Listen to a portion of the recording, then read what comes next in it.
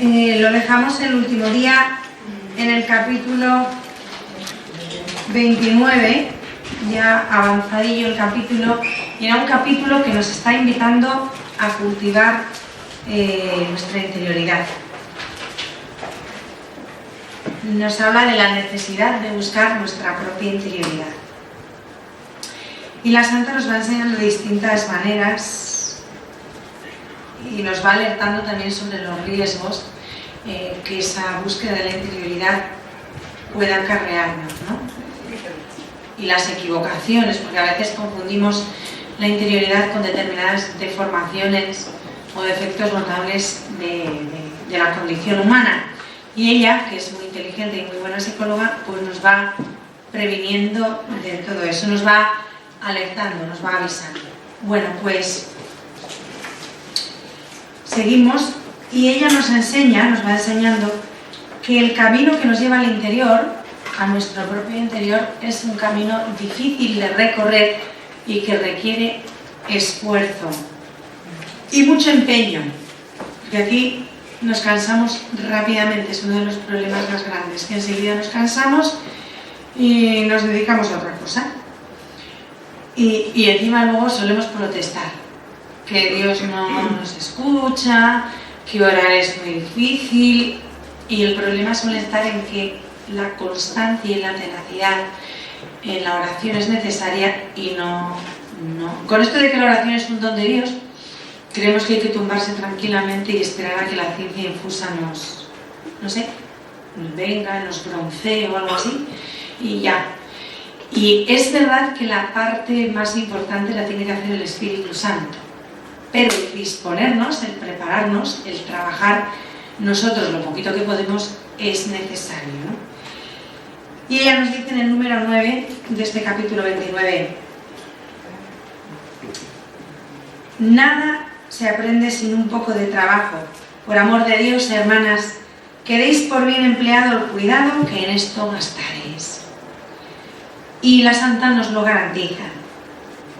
En el número 7 lo dice: de mí os confieso que nunca supe qué cosa era rezar con satisfacción hasta que el Señor me enseñó este modo, y siempre he hallado tantos provechos de esta costumbre de recogimiento dentro de mí, que esto me ha hecho alargarme tanto. Yo vuelvo a lo de siempre. Sí, es verdad todo lo que ella dice, no le discuto, pero no sé si lo habéis pillado. Hasta que el Señor me enseñó este modo. Ella no tuvo cualquier maestro. Su maestro fue Cristo. Para los que tenemos que servirnos de otros maestros, pues la cosa no es tan sencilla ni tan gratificante, pero aún así todo hay que hacer ese esfuerzo. Y yo he pensado muchas veces tener también la osadía, echándole cara al asunto, de decirle al Señor: si enseñaste a Santa Teresa, ¿por qué no me enseñas a mí? Porque claro, efectivamente, si no lo pides, no te lo van a dar. Entonces, por pedirlo, que no quede, ¿no? Y por último, nos da, como si dijéramos, la gran garantía, el colofón final. La iniciación en el recogimiento es un trabajo que no tiene fin. Es un trabajo a plazo fijo. Es un trabajo arduo, que no se acaba nunca. O sea, no es ya nos hemos iniciado en el recogimiento, ya descanso. No, eso no puede ser, porque en el momento que descanses se te caen los palos del sombrajo y vuelves al punto inicial. Este es un camino que hay que estar recorriendo siempre y que no se acaba nunca, ¿no? Pero nos dice, porque claro, si lo planteas así, dices, pues vaya rollo, si voy a estar toda la vida en ello y nunca voy a llegar al final, nunca se va a dar por concluido, pues uno parece que se cansa antes de empezar, ¿no? Y la Santa dice, no, nos asegura lo siguiente, en el número 8 de este capítulo 29: como se acostumbre, saldrá con ello más pronto o más tarde. Yo sé que si ponéis cuidado, en un año o quizás en medio, saldréis con ello con el favor de Dios. Mirad qué poco tiempo para tan gran ganancia. Y claro, nadie puede decir, bueno, pues yo llevo 12 años en esto y como que no me ha salido. Pues es que, a tenor de lo que dice aquí la Santa, si llevas un montón de años en ello y no te has salido, es que no has puesto el cuidado debido. No lo has hecho bien. Lo siento. Yo digo, deduzco por lo que ella dice aquí en los números 8 y 9. Así que si lleváis 12 años intentándolo y no os ha salido, volver a empezar porque estáis haciendo mal. Algo está mal planteado. Porque ella dice que en un año o incluso en medio la cosa va. Poco antes de escribir la Santa estas páginas, que son aproximadamente el centro del libro, no el centro, porque el libro tiene 42 capítulos, la mitad sería el capítulo 21 y estamos en el 29, pero sí, como si dijéramos la parte central, el núcleo del libro, de la doctrina. Pues digo que antes de escribir estas páginas centrales, la Santa había redactado ya por segunda vez, porque eso me consuela a mí, que hacía 40 cosas al mismo tiempo. Yo a veces digo, el que mucho abarca, un poco aprieta, dice el refrán castellano, pues yo debo de ser una chapuza, pero luego voy leyendo que la Santa también lo hacía, con lo cual estoy dentro del carisma. Soy hija de Santa Teresa, ¿vale? Hacer 20 cosas al mismo tiempo y entrelazarlas. Cuando ella estaba escribiendo El Camino de Perfección hacia el capítulo 20 y tantos, estaba redactando al mismo tiempo, por segunda vez, el Libro de la Vida. Porque eso sí lo tuvo la pobre. Tuvo que redactar todo varias veces, porque no hacían más que los censores, pues iba a decir, censurar, cortar, fastidiar, llevar a corregir. Y el Libro de la Vida lo redacta por segunda vez en este momento. Y como está escribiendo el Libro de la Vida por segunda vez, mientras está escribiendo El Camino por primera vez, a lo largo del capítulo 20 y tantos, lo que hace es que muchas veces insinúa, bueno, no muchas veces, pero sí varias veces, la conveniencia de leer el Libro de la Vida. Pero aunque ella lo indica, las monjas no lo leen porque el censor no les deja. Pero vamos, que ella lo indica. Y nosotras, llegando a esta altura del camino, no tenemos censor que nos impida leer el Libro de la Vida, que lo solemos tener todo en el mismo volumen, ¿no? Entonces, llegando al capítulo 20 y tantos, o sea, ahora, podéis empezar a leer el Libro de la Vida. Y ya llegará el día en que lo comentemos, pero podéis empezar ya a leerlo porque lo dice aquí la Santa. También en el Libro de la Vida habla muchísimo, es muy poco autobiográfico y mucho experimental, habla muchísimo de la oración y del recogimiento. De hecho, tenemos la presentación de los 4 grados de oración a partir del capítulo 11 del Libro de la Vida, entre el 11 y el 21, 22, luego ya empieza con la humanidad de Cristo. Esos 10 capítulos del Libro de la Vida nos está explicando el itinerario de la oración de una manera totalmente diferente a como lo hace en el Camino, pero es el mismo itinerario y su misma experiencia. Porque el Libro de la Vida, lo digo entre paréntesis, para las que no lo hayan oído, se titula Libro de la Vida porque lo titularon así, pero en realidad tiene muy poco de autobiográfico y mucho de la vivencia interior de la Santa. Y el Libro de la Vida, dicen los estudiosos, es en realidad una tesis del valor transformante de la oración. El Libro de la Vida demuestra cómo la oración cambia totalmente la vida de una persona.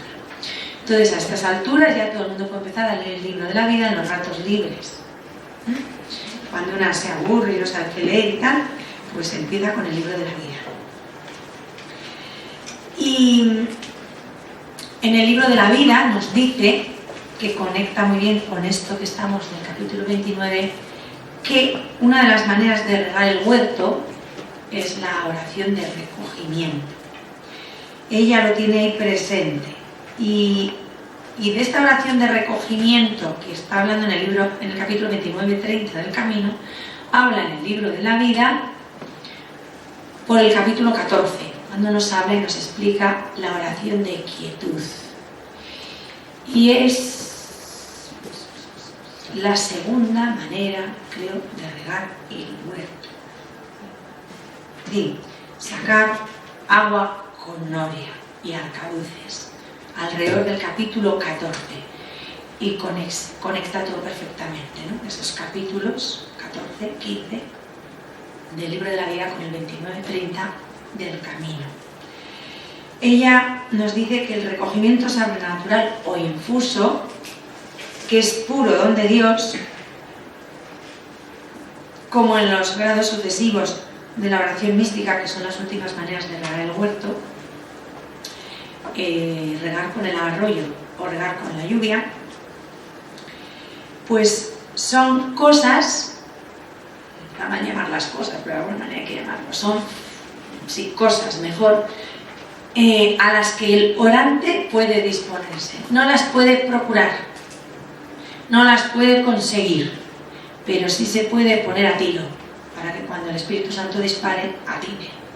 Porque si el Espíritu Santo dispara, pero somos dianas móviles y no estamos donde hay que estar, pues difícilmente va a dar en la diana, y si da, va a dejar poco efecto. Entonces ella lo que nos dice es que nos dispongamos, que nos preparemos y que de alguna manera, preparándonos, provoquemos al Espíritu Santo para que dispare. Y que si dispara, dé en la diana, ¿no? A ser posible en la mitad del punto medio. Pero en este momento, en este punto del camino de perfección, la Santa Madre no está hablando propiamente de la oración de quietud ni del recogimiento infuso, sino más bien del recogimiento adquirido, del que podemos procurar nosotras, ¿no? Y insiste muchísimo en esto, en que lo podemos procurar nosotras y debemos hacerlo.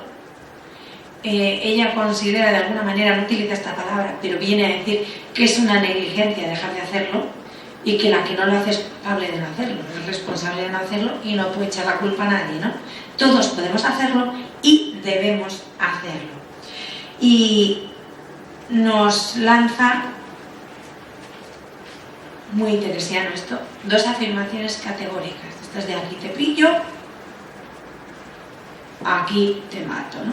La primera,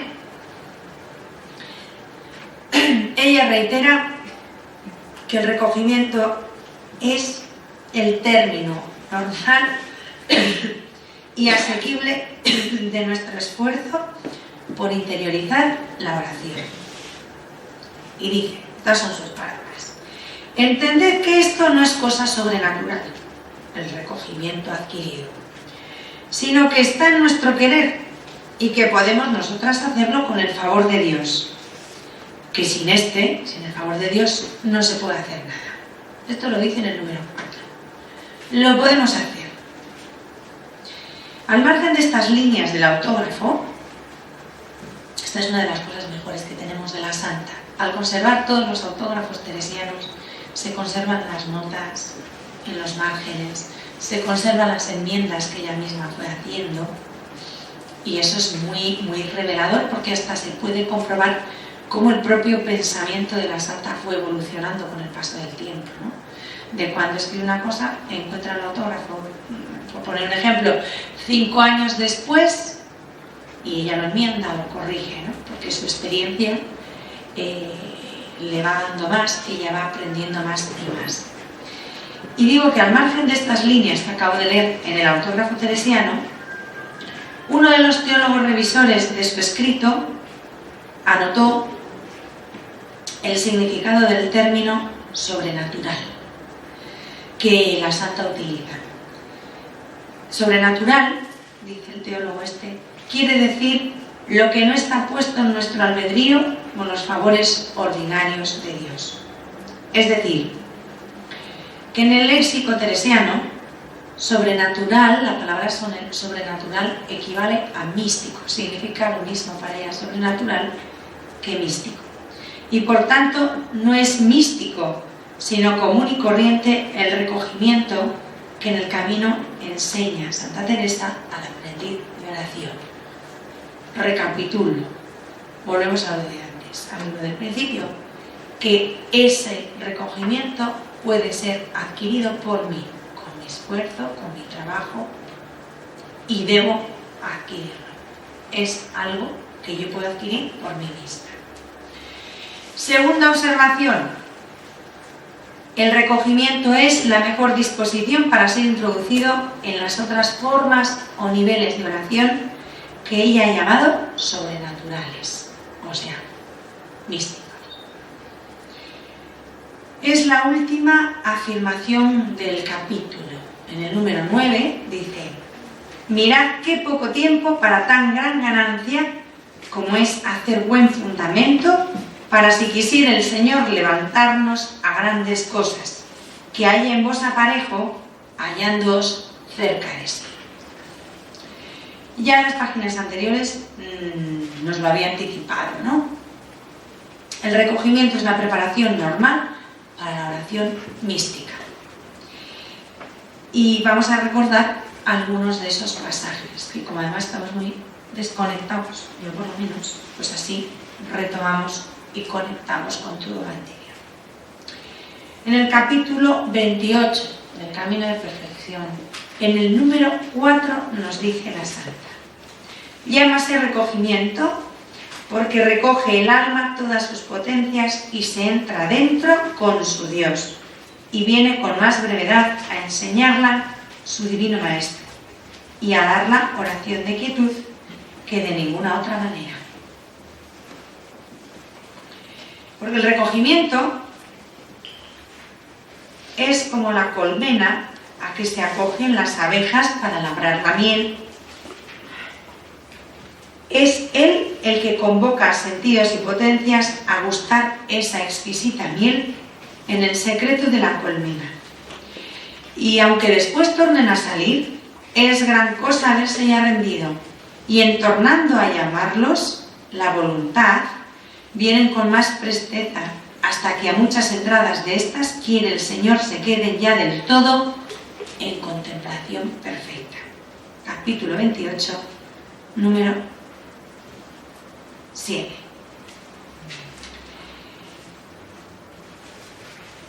Esto ya lo vimos en el capítulo 28. La contemplación perfecta, o la contemplación primero, la oración infusa, la que viene del Espíritu Santo, no de nuestra iniciativa, no es una cosa repentina, que de repente hace ¡plaf! Y ya estamos todos en plan sobrenatural y todos en oración infusa. Es como si dijéramos,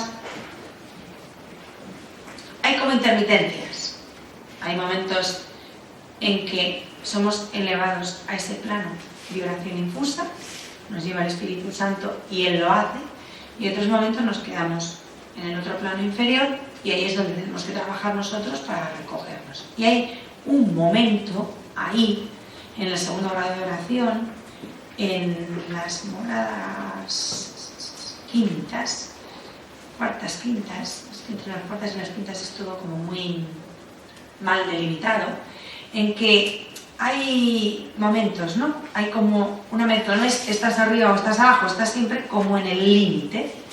Y ese es el punto que ella nos está explicando en este capítulo 28 del Camino, cuando pone el ejemplo de la colmena y de las abejas que entran y salen. Y dice que llega un momento en que ellas se quedan siempre dentro de la colmena labrando la miel, que es la contemplación, ¿no? Pero hay momentos en que las abejas entran y salen. De hecho, el ciclo vital de la abeja ya vimos en su día que es así, hasta que llega un momento en que dejan de salir fuera y se quedan siempre dentro. Pues en la vida espiritual sucede lo mismo, ¿no? Y a partir de ahora, a partir del capítulo 30 del Camino, que ya vamos a comenzar, todo va orientado ya hacia la oración infusa, y vamos a ver por qué. Porque hay una palabra que es hágase tu voluntad, que en el punto y hora nos lo va a decir ella, que se pronuncia en serio, hágase tu voluntad, y de verdad una rinde la propia voluntad, entonces debe salir campo libre para Dios, y a partir de ahí Dios hace maravillas, ¿no? Todas las maravillas que podemos imaginar y muchísimo más que no somos capaces de imaginar, ¿no? Porque lo dice de San Pablo: ni el ojo vio, ni el oído oyó, ni la mente humana puede concebir lo que Dios tiene preparado para los que le aman en la vida eterna, pero ya en esta vida, por la oración infusa, ¿no? Por la unión, por las gracias de unión. Entonces llegamos ya al capítulo 30, ya solo nos quedan 12 capítulos para terminar el camino, pero son 12 capítulos muy densos. Por eso os he dicho que estamos hacia la mitad del libro, porque estamos en el meollo del libro. Nos hemos pasado un montón de capítulos hablando de las virtudes y ahora estamos, como si dijéramos, en el núcleo, ¿no? Del libro. Aunque estemos en el capítulo 30 y solo queden 12. Pero es como si dijéramos la parte central del mensaje que la Santa nos quiere transmitir en esta obra. Y ya por fin, aleluya, en el capítulo 30 empezamos a rezar el Padre Nuestro. Los 30 capítulos precedentes han sido una breve introducción, ¿no? Una breve introducción de 30 capítulos. Y entramos en ese espacio misterioso del Padre Nuestro de las peticiones. Altas peticiones las llama la Santa. El pórtico de entrada, ya lo hemos visto, ha sido la palabra Padre, seguida de la invocación que estás en el cielo. Y ya puestos en escena, ya situados, empezamos a pedir las altas peticiones del Padre Nuestro. En la oración de Santa Teresa y en la pedagogía del camino, estas dos primeras palabras, el llamar a Dios Padre, con todo lo que eso significa, que ya lo vimos en su momento, y el reconocer que está en el cielo, han sido de alguna manera como un despertador potente, como un revulsivo, que nos ha sacado de nuestro letargo y nos ha dicho, vamos a ver, que lo que vamos a hacer no es una tontería. Vamos a hablar con Dios, no con el primero que pasa, ¿no? Entonces, atención, vamos a ponernos en escena en lo que estamos hablando con Dios, que está en el cielo y en mi cielo. Y dice ella, al cielo, a la eternidad, difícil tenemos para llegar, pero a mi cielo interior puedo acceder y debo acceder. Y ese esfuerzo de entrar en mi cielo interior lo tengo que hacer para poder de verdad comunicarme bien con Dios y hacerle las peticiones siguientes. Y ahora empieza con ellas. Ella nos dice, ya nos lo dijo en los capítulos anteriores, que era importante rezar la oración vocal siendo conscientes de con quién hablábamos y de lo que pedíamos. Si recordáis, luego en el capítulo 25 nos ha dicho que la oración vocal es una plataforma excelente, un trampolín magnífico para saltar de la oración vocal a la contemplación profunda. De hecho, ella asegura, afirma y demuestra que rezando el Padre Nuestro se puede llegar a la contemplación profunda, ¿no? A la contemplación infusa. Y esta última afirmación que hace en el capítulo 25 del Camino, en el número 1, nos va a servir de base para lo que nos quiere enseñar en este capítulo 30. Las primeras peticiones que formulamos en el Padre Nuestro, mismo que la invocación primera al Padre, son un reclamo, una semilla para la contemplación, ¿no? Para la contemplación perfecta. Porque rezarlas bien nos incentivan, nos incitan a pararnos y a quedarnos, solamente rezarlas bien, en quietud contemplativa. Son como una especie de péndulo, esas peticiones. Por eso es importante no rezar el Padre Nuestro de manera mecánica. No siempre se puede, pero lo tenemos que intentar. Son como una especie de péndulo, estas peticiones, que van de la palabra Padre, que estás en el cielo, en mi alma, a bendecir el nombre de Dios, santificado sea tu nombre, y otra vez para adentro, y venga tu reino. Es como un péndulo. Padre nuestro que estás en el cielo, santificado sea tu nombre,